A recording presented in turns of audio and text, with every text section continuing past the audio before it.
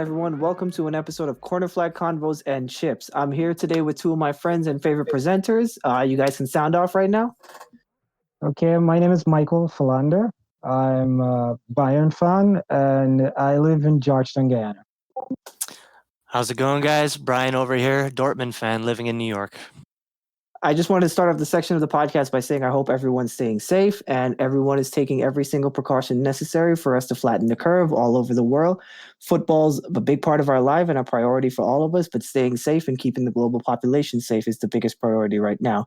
Now, onto some more positive news. I'd like to say there are a lot of articles surfacing that the Bundesliga might be due for a return sometime soon. A lot of football outlets such as Goal.com have reported that the German sporting leagues and ministers have are putting forward a plan that the Bundesliga might be ready for return as early as May 9th. And we figured it now was an appropriate time to have a Bundesliga season review with our resident Bayern and Dortmund fan. Throughout this podcast, we'll go through a lot of discussion about the Bundesliga, it's one of the most competitive seasons of the Bundesliga in recent years, and it has been the most competitive and possibly the most exciting European league this season.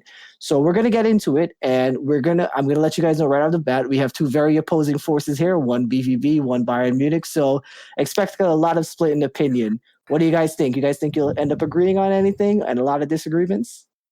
Listen, man. I have respect for Bayern and all that stuff. We may not agree on the pitch, but I do respect Mike's opinion. So I think we'll be okay. Yeah, and I respect Brian's opinion. It'll be okay. This is going to be the most non-aggressive conversation about Dortmund v Bayern. I think. I'm so disappointed to hear that. I can't believe it. I'm so excited. We're putting on the ammunitions. We got ceasefire because of COVID. Yeah. Peaceful approach. All right, just to give everyone a quick review of where we are with the Bundesliga right now. The table took a pause at match day 25. In first place, we have Bayern Munich, and second place, Borussia Dortmund, trailing Bayern Munich by 4 points. And in third place, we have RB Leipzig, trailing Bayern Munich by 5 points. Now, it is worth mentioning that this table looked very different at the start of the year, guys, would you say? Where I remember we had a week or two of the Bundesliga where the top 7 were separated by about 2 points. Does anyone want to give some light into that? Yeah, sure. Well, during that period of time, I think it was coming down closer to December.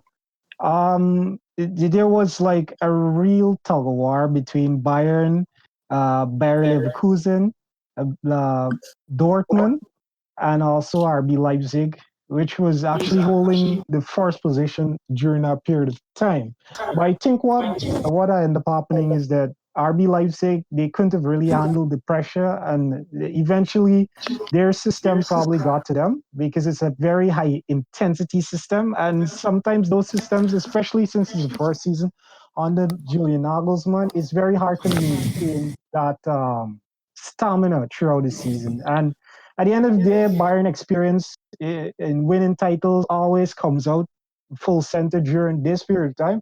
So it makes life very difficult for the other teams. Additionally, Leverkusen and also to some extent Borussia Mönchengladbach, they end up fading away a little earlier because I remember very vividly at point in time Borussia Mönchengladbach was tied with RB Leipzig on points for the first position.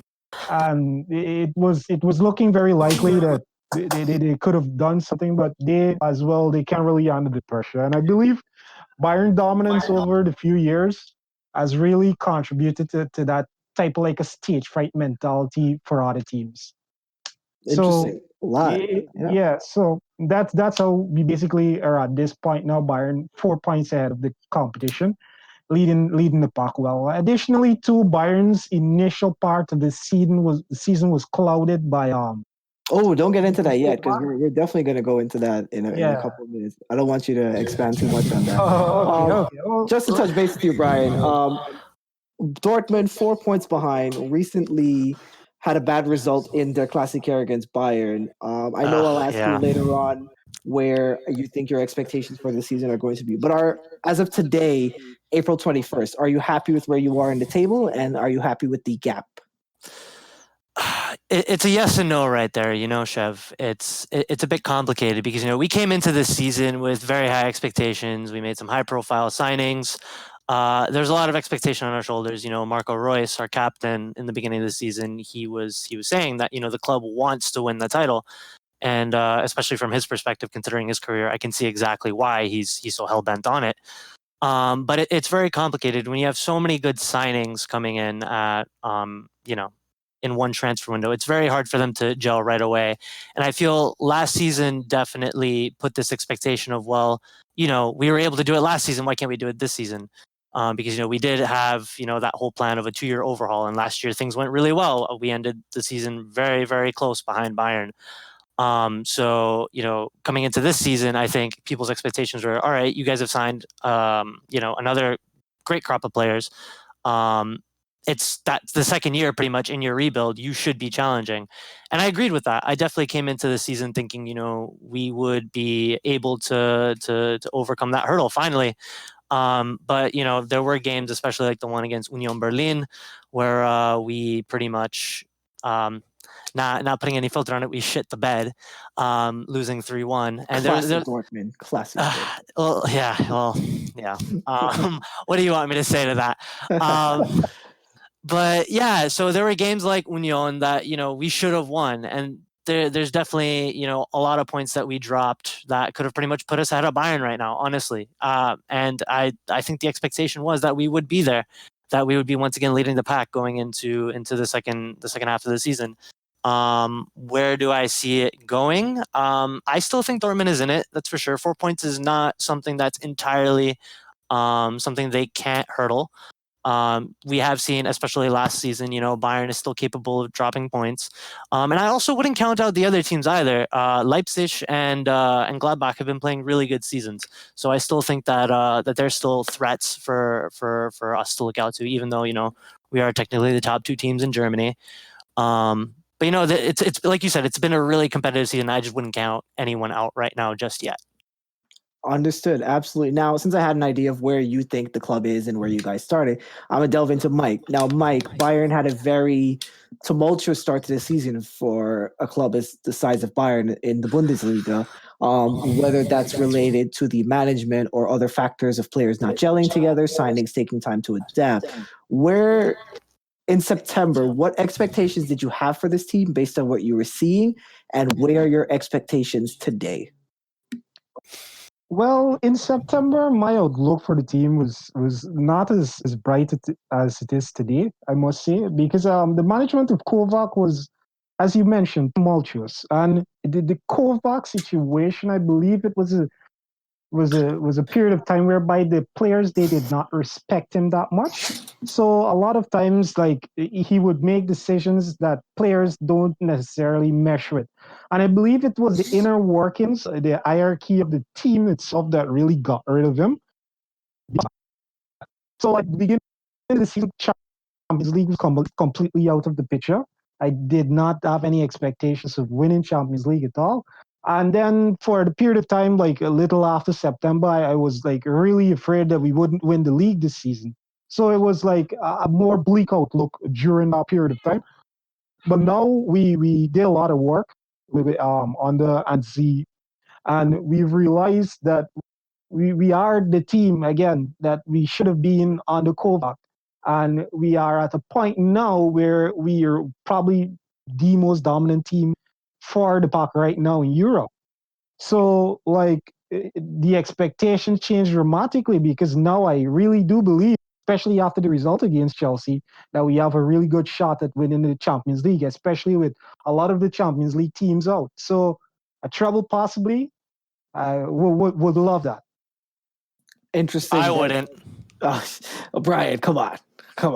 Who's gonna? I gotta be honest. Who's gonna love their rival winning a treble, man? If I asked a Real Madrid fan, "Hey, you want to see us win another treble?" Oh, I get death looks and knives thrown at me. Anyway, but I had to say something there. It's good that you mentioned Hansi Flick, Mike, because I want to shift this over to Brian now. Now, the 3 most important men in the Bundesliga right now: Lucien Favre, Hansi Flick, and Julian Nagelsmann.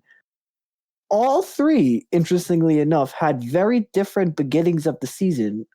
us beginning in the sense of what people expected from them and where they are today.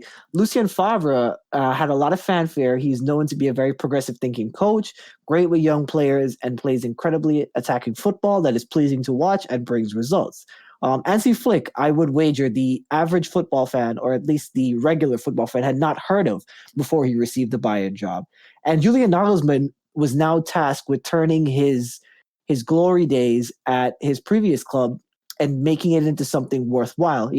Given the money and the resources he has available to him at Red Bull, could he actually go on to do something? And I just wanted you to give some of your brief opinions on where Favre, Flick, and Nagelsmann started the season and where they are today, and how do you think it's reflective of them as coaches, Brian?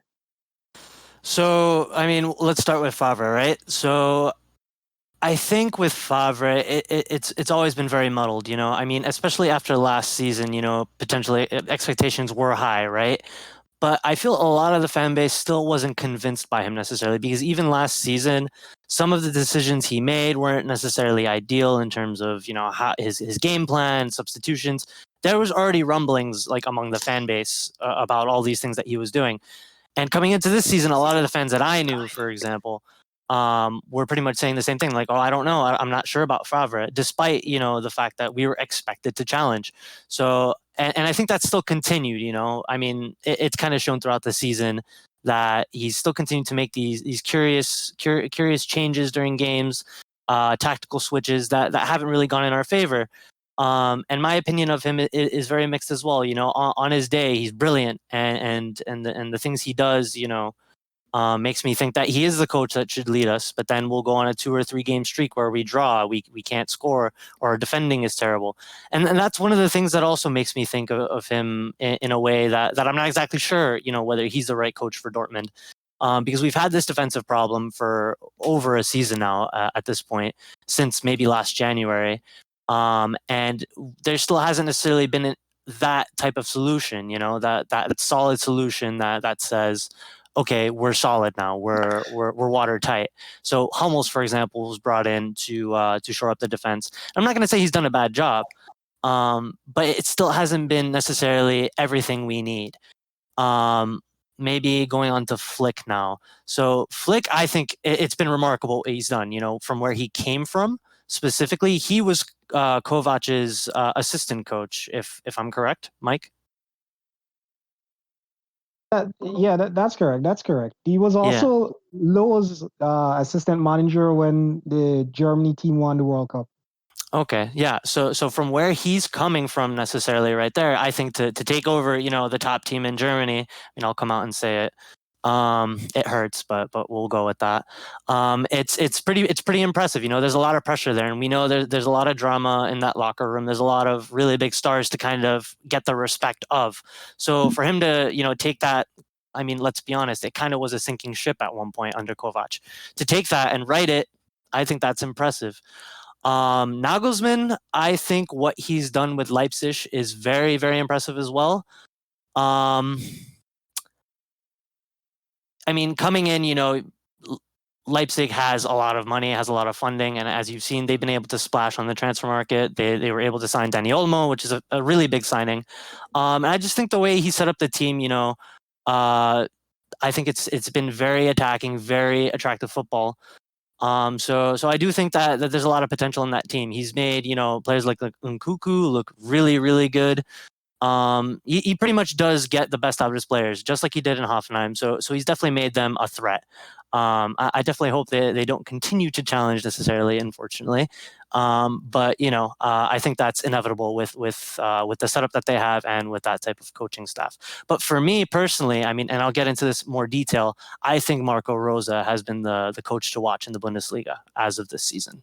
Interesting. I definitely look forward to picking your brain later on in the podcast about that. Now, Mike, I want to ask you, why did it not work for Niko Kovac, who was very successful at Eintracht Frankfurt, even won a trophy against Bayern Munich? Logically, you would assume that him taking the step up with better players could show his profile better. Why didn't it work for him, and why has it worked for Hansi Flick? Is it tactical? Is it dressing room management? What is it specifically? I think it was a lot to do with the dressing room management because the egos basically in Bayern did not necessarily approve of him, and it was very sad. I was actually during the period that Jupp Heynckes took us over, and then he came in after. I was actually very happy that he wanted DFL Puckle because I thought that that would have earned him some amount of respect in the dressing room. However, the respect was not there for him at all. And I really don't know why. Because normally when Bayern have a problem, they would normally say that your training methods are bad. That's the same thing they did actually to Ancelotti. And after that point in time when they actually said that the dressing room was bad, the players they started to basically there was like internal strife, and then there was like sections and fractions within the team that don't like Kovac and so on. And eventually all of those things end up playing out on the field, and that was what happened. And he went from bad to worse really quick. And that's it. The reality is that with Eintracht Frankfurt, the players there were a younger generation, and they actually connected better with him. But like the Bayern team and so on, you're going to actually tell somebody like Lewandowski to go do something for you. There's a big gap there because Lewandowski is going to think that, hey, you know what? I know better than you. You shouldn't tell me anything. So that was the situation there with Kovac. The difference with Flick now, Flick actually knows a lot of the players from the Germany team. He actually has a connection with them, and they actually look up to him because of the efforts that he made in them winning the World Cup. So when you have a background like that, it's easier to connect with Germany with Bayern because the Germany base is already there. But I must say that compared to what I had expected from Flick, because I didn't expect anything much. I thought he would have been like an interim solution, somebody like Pochettino or someone else like Mourinho, who Eric was Ten Hag.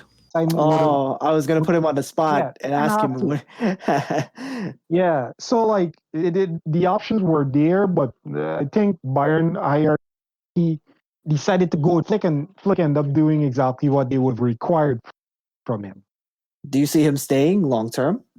Yeah, he actually recently signed a 3-year contract. I think he's like prepared. Well, he's going to stay until 2023. Interesting. So like My thing with yeah, go ahead. my thing with interim managers, I always remember Roberto Di Matteo from Chelsea, where he took over in the middle of the season, won the Champions League and the FA Cup, and they're like, "Yeah, this is awesome. Let's give this guy a chance," And then it soured very quickly, and they ended up going with Andre Villas-Boas, which in and itself wasn't amazing. Or was it? Was it Di Matteo took over from Villas-Boas? I think correct. Yeah. Di Matteo Oh, actually took over from Villas-Boas. Villas-Boas sorry, I had it. did all work basically for Di Matteo, but Yeah, that's a I had it discussion the for other way around. I had it the other way around. Yeah, and I remember Di Matteo won the UCL and the FA Cup, and everyone was so sold on him to be the permanent manager. So I'm always very wary about interim managers, and even still, like for instance, my own club, we have an interim manager right now in Kike Setien, and even though I have wanted Kike Setien for the job in the long term basis, it would be a remiss, I think, for us to give him a very long term contract in such a short period of time to judge him. And now considering that the season might come to a premature end, there's even less time to fairly judge him. So Ansi Flick has done a great job. It might work out for him, but I think my personal opinion is that when you have guys like Erik Ten Hag out there who might be leaving Ajax pretty soon, or Mauricio Pochettino who's looking for a club, I'd go for those guys instead of somebody who's a little bit unproven. But that's just where I stand on things. I mean, but when you're looking at that, you have to look at the German Bundesliga as a very traditionalist league. For them, it's important to find a manager that speaks German often. So that's why Absolutely. Yes. you've had Pochettino linked to both Bayern and Dortmund in the past. So and that's why people have kind of trashed those rumors, because it's kind of like we know what our clubs kind of expect in a manager. Therefore, we find it very realistic. Would it be a great idea? I think so. But is it feasible? I don't know. Interesting. Well, that's as much. Oh, sorry, Mike. You want to go forward? yeah, but on the analysis of things, right? Eric Ten Hag is like only proven in Holland basically, and even in Holland, PSV has been doing a very good job to some respects. I think they had a very close fight. So like in when you actually analyze everything, Ajax as a team is supposed to be way more dominant than they are. Not the case. So people could look at that on Ten Hag's resume and say, hey, you know what? Maybe his good season with Ajax in the Champions League was a fluke, and he just inherited a squad with really good players that made him look good, basically. So it's like basically Ten Hag as a manager isn't really proven that much. And I think it's like with Flick, yeah, Flick may not have the experience, but he has the pedigree. So it's a lot of things to consider. Interesting, interesting. Well, enough on the coaches and the manager. I wanted to have an idea from each of you about your club signings and the personnel that they've brought in, and you could also briefly mention any important departures that you think have negatively impacted your squad. But I really want to have an idea of where you think your club's business in the summer and winter has put their chances of converting the season into a successful title. We'll start with you, Brian. Okay, well, it's a long list for us. I mean, obviously, we can start with the most recent one, with Erling Braut Haaland.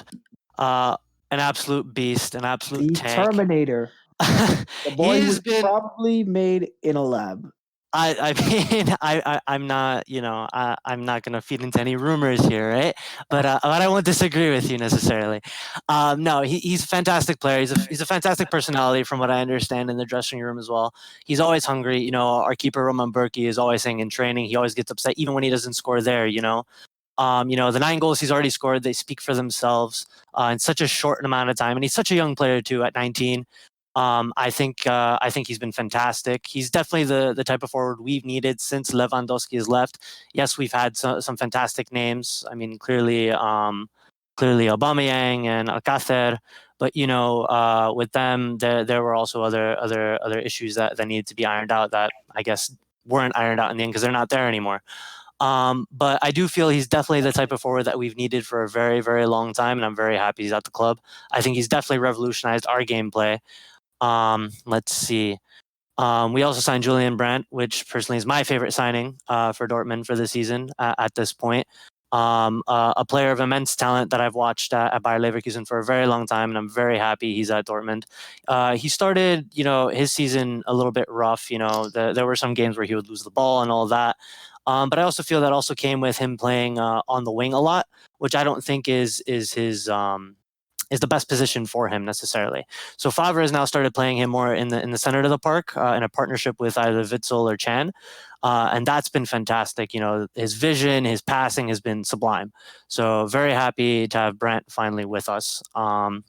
We also signed Nico Schultz, which has been a little underwhelming, I would say, up until this point. He had a fantastic time at Hoffenheim, and I'm not exactly sure why I guess he's kind of tailed off a little bit. But his performances haven't been what we expected for the 25 to 30 million euros we spent for him. Another signing that I think is fantastic is Torgan Hazard. I've really loved him in a Dortmund kit. He's always like a little terrier on the pitch. He's always fighting for every ball. He has numerous assists at this point. I think somewhere up to 10. So he's up there with some of the biggest names in the Bundesliga in terms of assists. So he's had a fantastic season. I think overall in terms of the transfer market, we've done a good job. Let's see. We also brought back Mats Hummels. Hummels coming back was a little bit of a hit or miss for me, especially considering he was our captain, and then jumping ship to Bayern and all that. So I know the fans. Yeah, I know. So when I first actually heard about the rumors, it was actually around the time we signed Julian Brandt, and I was like, nah, there's no way that we're not gonna spend that much money on a player that left. And it was just so out of the blue, like why Hummels all of a sudden. But then and it happened, and I do have to say I have liked him in our defense. He's a fantastic passer, so we've kind of had that. A lot of people have been kind of comparing him to a quarterback. With his long range passing, out into the front of the field, and it's been very useful to have his vision. Of course, the years have kind of caught up with him. He's not as fast as he used to be, but it's still good to have an experienced defender in the locker room. Kind of guiding the likes of Dan Axel Zagadou, sort of in the right direction. in terms of how they should develop and all of that. Let me see. Am I missing anyone? Oh, and Emre Can. How could I forget? I already mentioned him. I actually think Can has also been one of my favorite signings this season. I really think he's definitely revolutionized our midfield as well. We have had fighters in the past. I mean, Delaney and Witzel are both defensive midfielders, but I think with Witzel's type of play, he's less of an enforcer and more of a metronome. So he's kind of that Weigl-esque player. Delaney is, of course, a fantastic fighter and a leader in the team, but he's been out injured for most of the season. So bringing Can in was fantastic. He's already scored I think he scored that amazing goal against Leverkusen, the one from like 30 meters out or something. So I think he's been doing a great job, and he's definitely added some steel there. I think that's everybody. I don't know if I missed anyone. Emre Can might be one of the more underrated January signings, in my opinion. The way he's looked in that Dortmund midfield so far, and I know it's a very brief sample size. Yeah. But he did play well in the moments that matter, like you said, against Leverkusen. So I like it. I think it's a good fit, and I'm happy to see that a player that I thought was very, very talented when he left Bayern to go to Liverpool never really kicked on to Liverpool. For some reason, it didn't work with Jurgen Klopp, and that's always very strange to me, considering that Jurgen Klopp is someone who's known for getting the best out of youth. The Juventus move again seemed like a very strange move at the time. And it didn't pan out at all, even so far as them leaving him out of their Champions League squad this year. So I'm very, very happy to see him in a team where he can play regular minutes, and he seems to be playing well. Now, and just to go off that as well, I wasn't a proponent of that transfer either. I mean, if I go through my Twitter feed, I'll be the first to say that there were tweets where I was like, "There's so many other players we could go for." Tomasz Suchek from I think he moved from Sparta Prague, I think it was, to West Ham. That was a player that I was looking at. If we needed a defensive midfielder, I was thinking him. There was also talk of Can playing in our defense, which I thought was a bit strange as well. I know he can play center back, but if we're looking for another center back, I was like, why are we going for a midfielder for that position? But seeing where Favre has played him and how he's contributed, I'm extremely happy with the transfer. That's amazing. And Mike, Bayern are no strangers to high-profile transfers, even going as far to having a high-profile loan move in the summer. What are your thoughts on your team's business? So the business is very hard to currently judge what has happened because a lot of our new signings actually got injured. So for most of the season, Hernandez, which we paid 8 million for, was actually out. And then similarly with Benjamin Pavard, he had a little injury that kept him out also. But basically, Bayern's move during this period of time was targeted to get the defense a bit more pacey because at that point in time, pace was really exposing our defense on Niko Kovac. And I think it was because of the relatively slow ball progression that we were doing.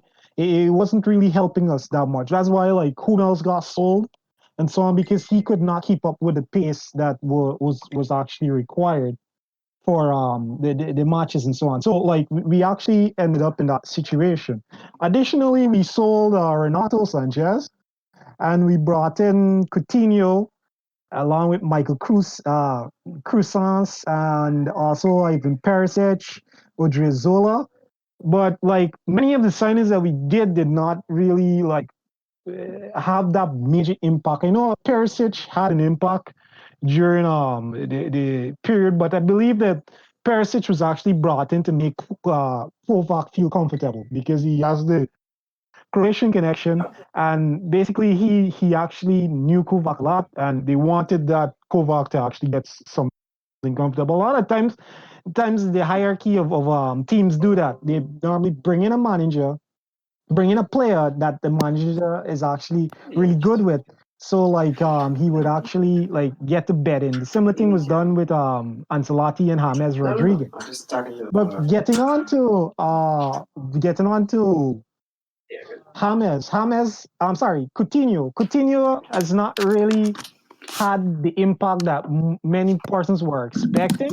I think Coutinho did in some bars play well, but overall, I don't think he is the player that we were actually looking for.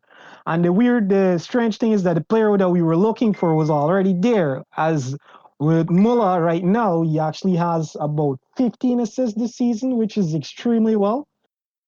for him. And additionally, like he's been like having a renaissance. Just enjoying his football again, and everything is really clicking. Of which I think Flick has really like helped to get that Muller that we all know and love back out of him. But his role has actually changed a lot because he's more creative now, playing as a secondary striker, and is really helping out the partnership that he has with Lewandowski has been really flourishing during this season. I know that that's not a signing, but like it's basically a new version of Muller that's actually we're being graced with.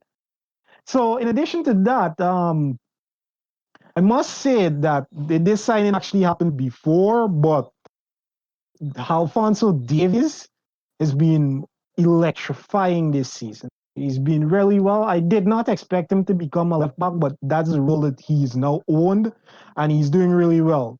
And there wasn't much expectations to me after the first half season because he was signed in the last December, and he didn't do all of that well. But like this season, he's been a revolution. So yeah, that should be it.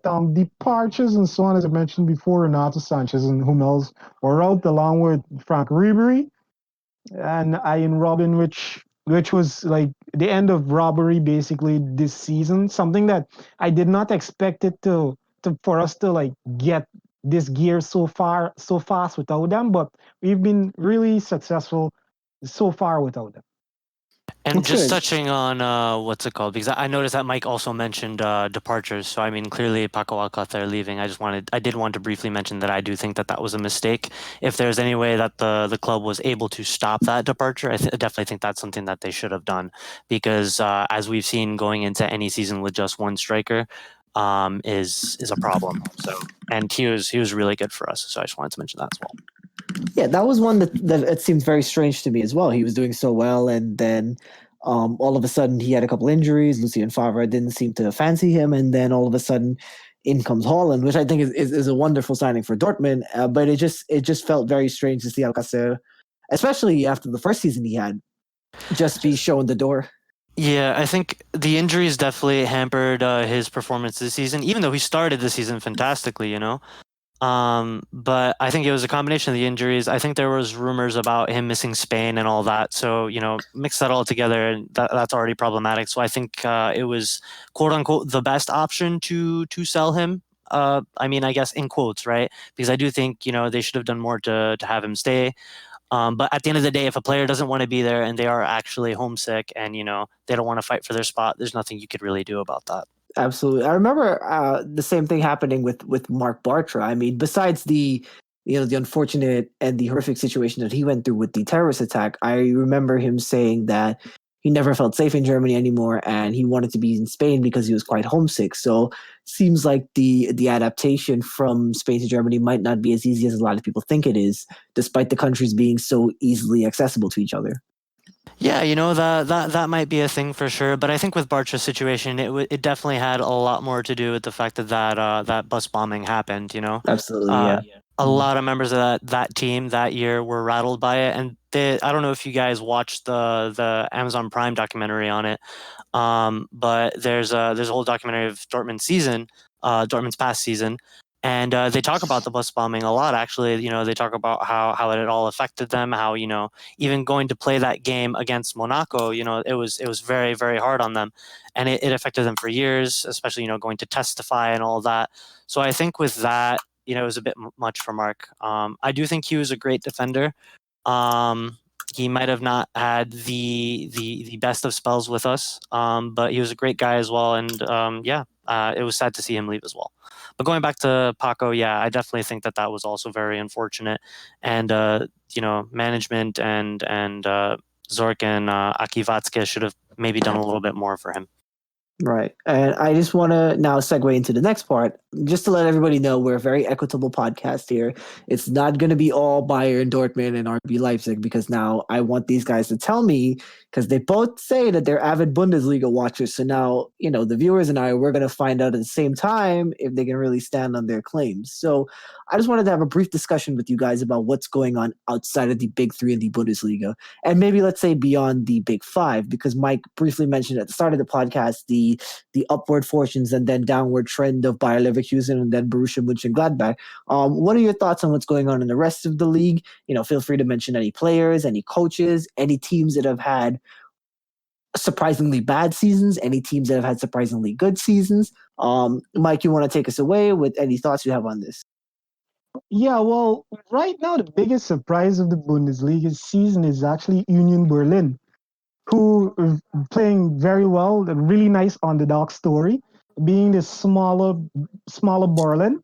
They're actually actually in a better position than Hertha this season, which was like you would have not expected it. I must say that they've been playing extremely well. Next surprise team that I didn't really expect a lot out of was Schalke, who are actually doing a very relatively good job, even though like they've lost Nabi Bentaleb, a player that I actually really liked, but they've been progressing really well. I think they actually brought into Debo from Barcelona. Yes, Yeah. Todibo. So like even though he's not really playing that much, it was like a very interesting signing. And a lot of good things have happened with them. Also, sadly, Bayern already poached Nubel, but Nubel is the next really good player for them, and he's been really good between the sticks also. So like, there's a lot of good stories, but like with the team that has really taken a hit this season, it would definitely be Eintracht Frankfurt. It was very hard in the beginning to replace the stars that actually left, such as Jovic, Sebastian Haller, that I'm really disappointed that he actually let go. But it's the role of basically selling clubs to actually do something like that. But the only person that has been really stand out for them this season compared to last season when they had like their front three was that's probably one of the most promising in Europe is Philip Kostek.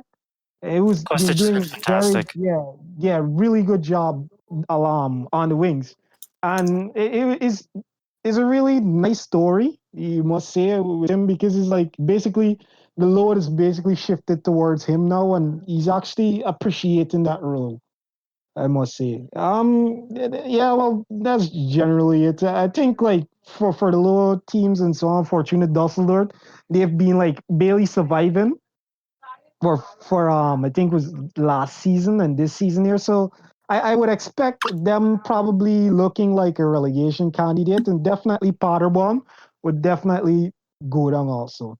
And Bremen, I'm really disappointed with Bremen because I think that they could have been in a better position than they are right now. It was like more expectations over them, but like their season has just gone down the drain basically. Hoffenheim has been keeping like abreast with things, but like a lot wasn't expected of them after the loss of Nagelsmann. So they're there and thereabouts, I must say. And that's basically it for the lower tier.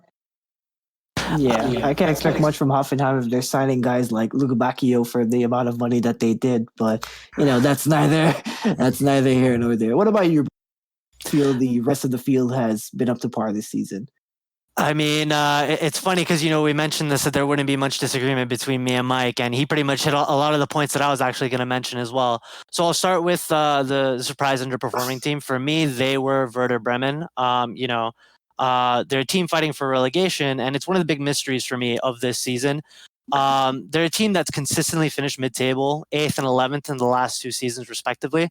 So you'd think that they'd be a team going from strength to strength and perhaps challenging for a Europa League position, especially if you look at the players they have. They have players like Milot Rashica, Maximilian Eckstein, Yuri Pavlenka, Davi Klaassen.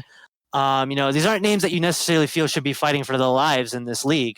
They're a team that's given Bayern trouble in the past. They're definitely a team that's given Dortmund trouble in the past. So to see them languishing at the bottom of the table is very surprising for me.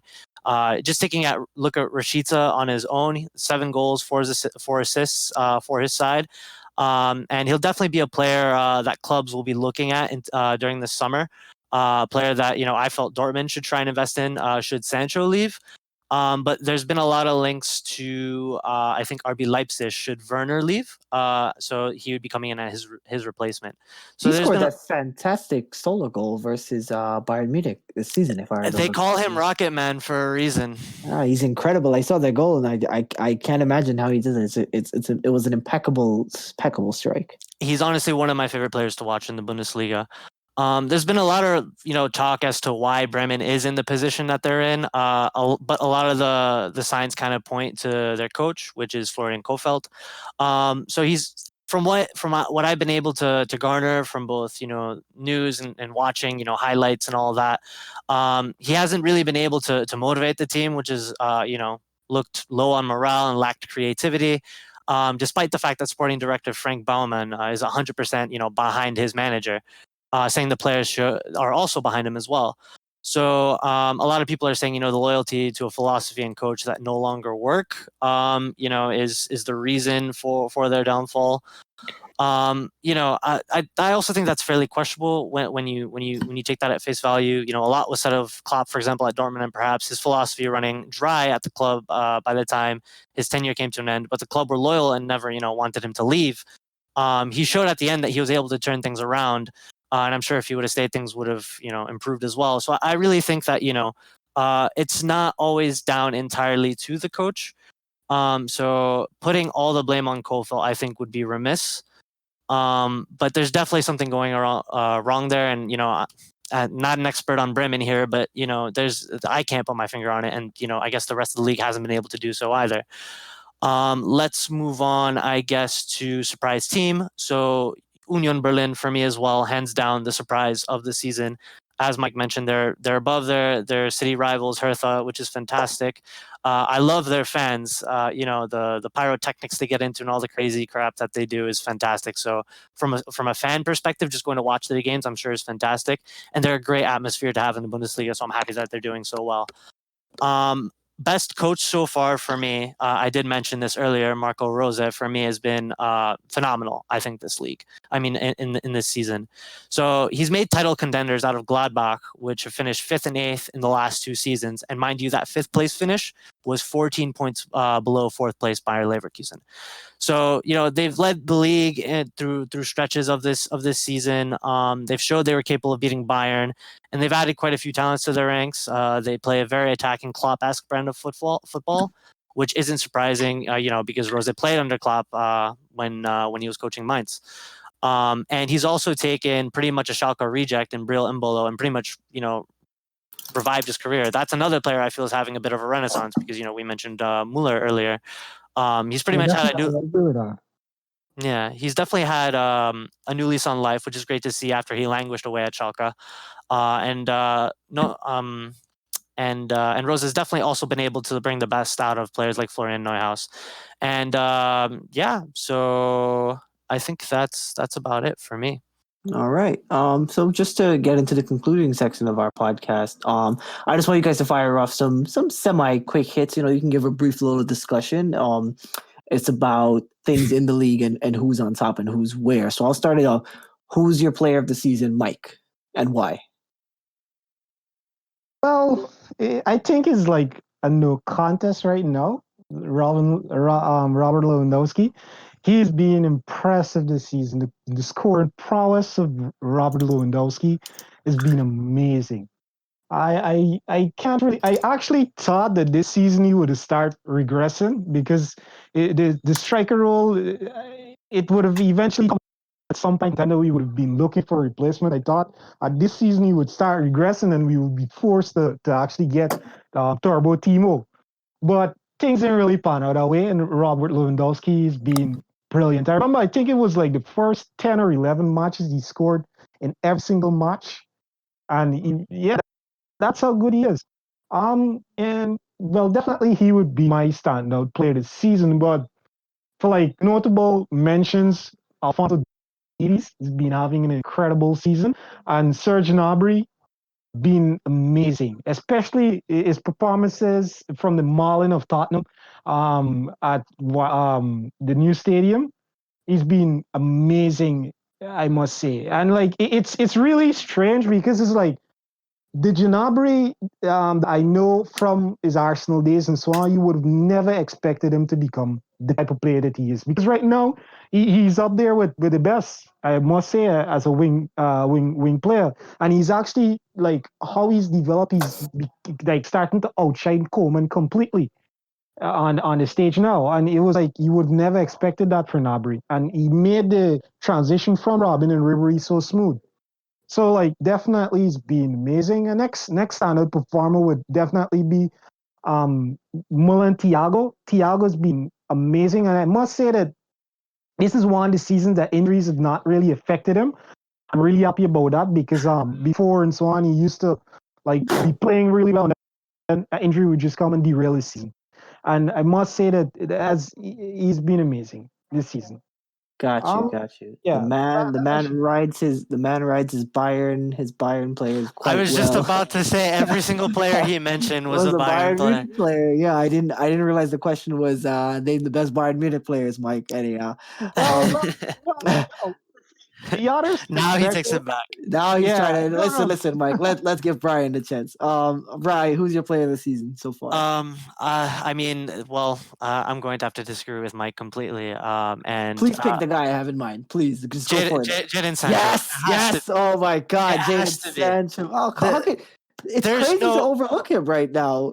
It's absolutely insane in my opinion, and I think the 14 goals and 15 assists speak for themselves. 84.4 pass success percentage. What he's done for Dortmund and the contribution he's had up front is phenomenal. And you see that with all the biggest clubs looking at him right now. Absolutely. I just think, when I watch him play, I'm at a loss for words. To think that we have a generational talent on our team. It's not something we're not completely, not used to. We've had players like Lewandowski play for us as well, but I just think Sancho, he's this mercurial player that's really taken Dortmund, another step. He's one of the pieces that's really, really made us a stronger team. On top of that, if we're looking at other players that deserve a mention, Julian Brandt, I think, has been fantastic for Dortmund. You don't really see that necessarily in the way, in his numbers. He has 3 goals, 3 assists in the league, but just the role he plays now in central midfield, like I mentioned, it's absolutely sublime. His vision, everything. He is that creative cog in that team. Other players that I can think of. Let me see.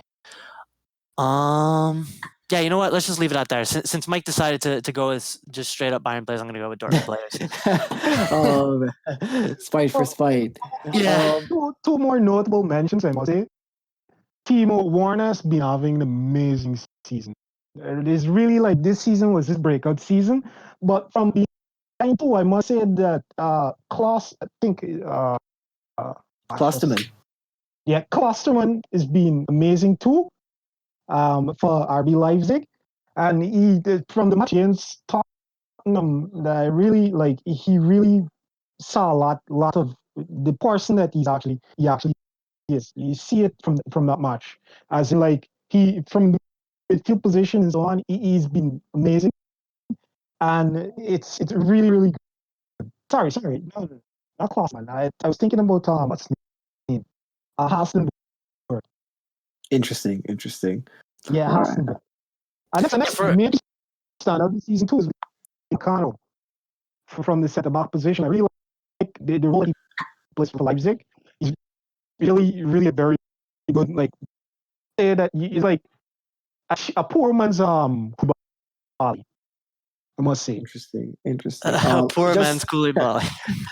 Just to weigh in on the Sancho and the Lewandowski. I want to say, to be fair to Lewandowski, what we're seeing from him right now is an unprecedented step in his career, where he was so remarkably consistent in hitting the back of the net so frequently and literally almost every game. To be fair to him, I think that a lot of people, myself included, we've seen him be consistently world class and one of the best strikers in Europe for several years now. Mm-hmm. We're at the point where we take it for granted, which is why someone like me, who isn't a fan of any team in the Bundesliga, might think that Jadon Sancho's season is better because it's something that we're seeing fresh to our eyes. We haven't seen that much of Jadon Sancho, and he is very much the man of the moment right now, and the most discussed player in transfer sagas all over in every media outlet and in every country. So I just want to say that, to be fair to Lewandowski, and I don't want to disrespect him with my choice of Sancho, it's just that I've seen him be consistently great every season, and it's a bit like the Lionel Messi Ballon d'Or phenomenon, where voter fatigue starts to creep in, and you become a victim of your own success, where when you set the bar so high for yourself, you're literally your own competition, is what I'm trying to say. So, even though I picked Jadon Sancho as my player this season, it doesn't necessarily mean that I don't think that Lewandowski has been fantastic, because he absolutely has been fantastic. And he's literally been one of the top 5 best players in Europe. Forget the Bundesliga, just in Europe this season. Listen, he's been able to put, that top scorer, prize to bed for a lot of seasons running at this point. There's definitely no credit to be taken away from Lewandowski. I definitely think he's having a fantastic season as usual. But I do agree with you, Chev. And bias aside, believe it or not, I do think that the fact that Sancho coming out, this is his second full season with Dortmund, putting up those consistent numbers as well. He finished with a massive amount of assists last season as well. So I definitely feel that Sancho, as you said, is the man of the moment, and definitely the one that's taking the limelight. Absolutely. Now, just quickly, I want to rattle through the rest of them, before we get into an extended podcast. Super quickly, what do you guys think has been the best signing of the season, Mike? Well, that's really tough. I the reality is that, to me, like, a lot of the signings this season hasn't really like clicked that much. To, like, you say that one signing would stand out significantly, but I would. It's really tough. It's really tough. But I would probably go with Hazard. I think Hazard would sign this season. Yes, I believe so. Yeah, he was. Definitely. Yeah. So I would go with Hazard. Hazard, well, a lot of it was expected because of the way that he played at Mönchengladbach. But, like, he's really proven himself, because, like, before, when he was at Chelsea loan academy and so on, you would have never thought that he would have become this player that he is today. Like, there were glimpses there, but he always looked at, like, the Hazard, basically. And, like, he really has done amazing this season with Dortmund. Got you. What about you, Brian? Who do you think has been the best signing this season? I definitely agree with Mike in the sense that Hazard has been a fantastic signing for us. I love Torgan. The way he plays, I've mentioned already. He's a terrier on the pitch. He fights for every ball. He's a real proper fighter. He's also a very creative player. He already has, I think, I mentioned 10 assists at this point in the season, which is also a very high number at this point, I think, anyway. But for me, I mean, I keep harping on him, but I haven't been able to get over the fact that we signed him, Julian Brandt. Just what he's done for the Dortmund team in general. He's really, really taken that midfield position and made it his own. And when he's on the pitch, that creativity completely spikes upwards. We've always had a very creative team, but I think with him, we've really found that sort of creative outlet that could potentially, replace Royce down the years, because he is capable of playing as a 10 as well. Under Peter Bosch back at Leverkusen at the tail end of last season, he did a really, really good bit there. But I just think, I still can't believe he plays for us. So for me, it's definitely Julian Brandt. Awesome. Now, a little bit of negativity. Worst signing of the season, Mike. Again, another fairly tough. There's one player I could certainly think of. Well, for me, I don't really have anyone that comes to mind immediately. Okay, that's fine. Yeah. I respect the non-negative approach. Yeah, I can't really say. So you probably go ahead. What about you, Brian? Before I chime in, I want to let Brian have his chance to say who it is.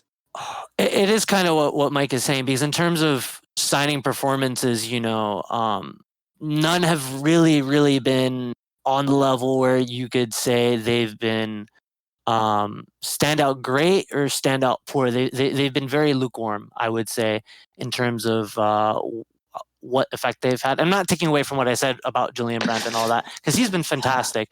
But I just feel that there hasn't been a signing that really, really, really stands out as absolutely torrid. From the Dortmund end, I did mention that Nico Schultz was very underwhelming.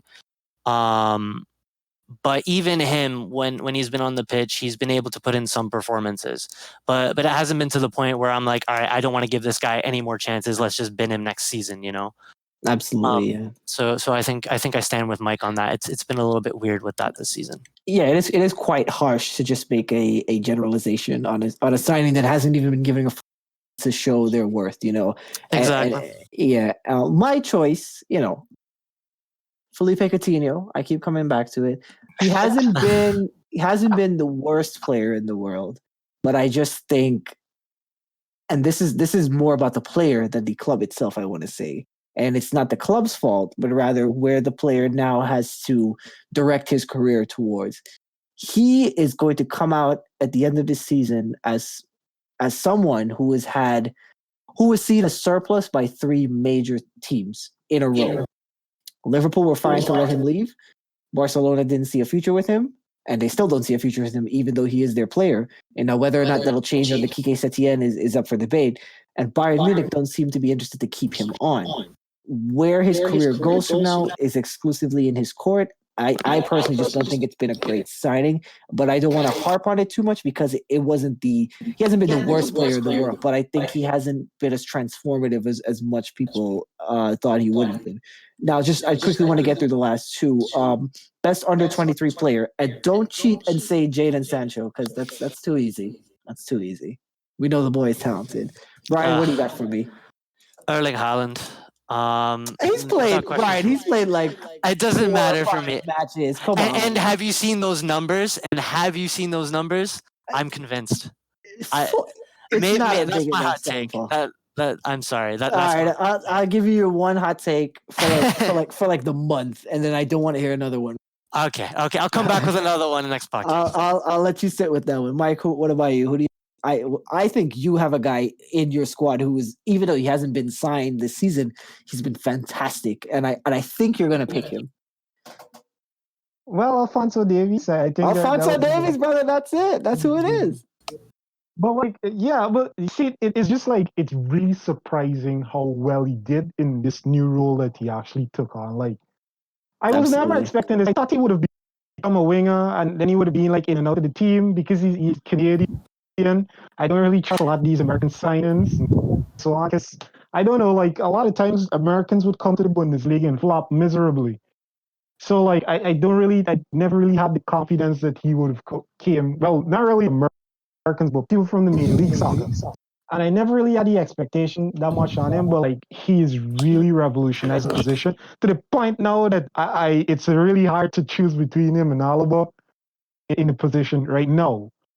And I think like if everything goes well and Bayern gets Leroy Sané, we will have one of the quickest left side of the field in probably the world. So like it's really impressive what he's done so far, and there are a lot of years ahead of him. I think it was yesterday he signed his contract till 2025. Yeah, I saw that as well. No, I can definitely agree with you there. I really do think, Davies has had a fantastic season. 19 years of age, 1 goal, 7 assists in all competitions. He's had a solid output for a young player, especially since he's, been transformed into a wing back over time, pretty much, as you mentioned. Certainly another player that has revolutionized the position for his team. So I can give you that one as well. I just want to say that both of these guys have picked Alphonso Davies based on his footballing ability. My decision was purely based on his TikTok ability. It's wonderful. One of the best on the. I hate those.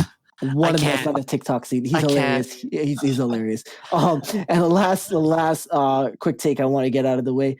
Who do you guys just think has been the best player in the bottom half of the table? So just to quickly tell you the teams, maybe you have an idea.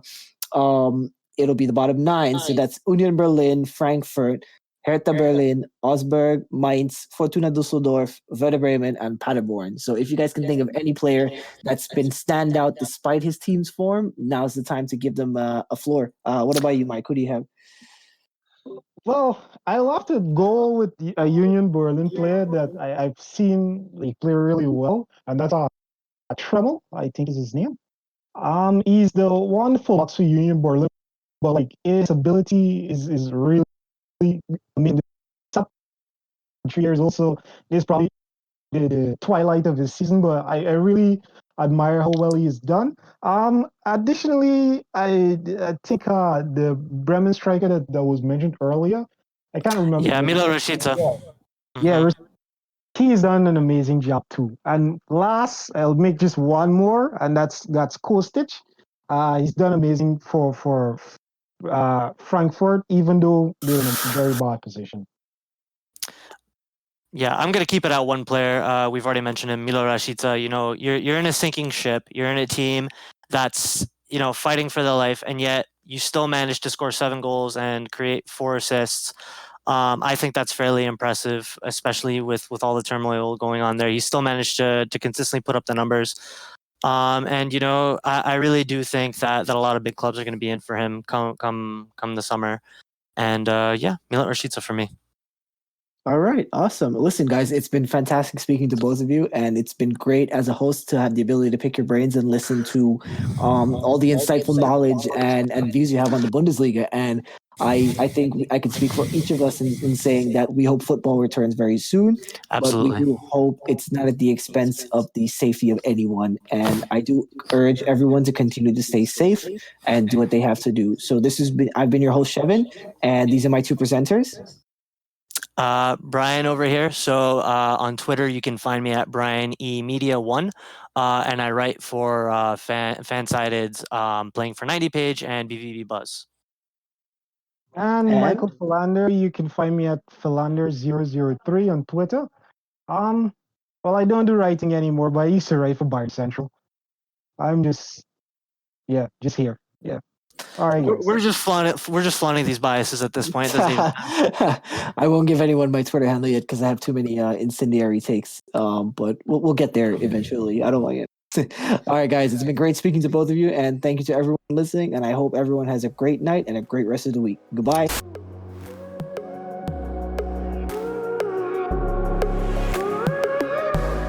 Hey guys, thank you so much for taking the time to listen to our first ever podcast. I just wanted to take the time to shout out some of the people who helped make this possible, mainly my amazing friends Mike Mraz and Alex Cruzel. Alex was responsible for our logo, and you can follow her work on Instagram at photography_from_ALEKS.